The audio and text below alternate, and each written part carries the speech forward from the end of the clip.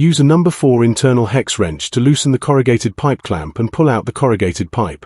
One person loosens the snap ring by hand while another person locks the cable tie into a ring to tighten it, then uses the vibration gun to pull it off. One person loosens the snap ring with bent nose pliers while another person uses needle nose pliers to assemble the belly head in place. Finally, the vibration gun disassembly is completed.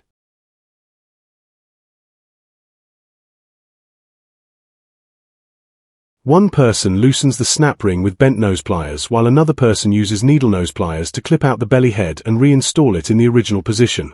Finally, the inclined vibration gun restoration is completed. I'm coming for the throne.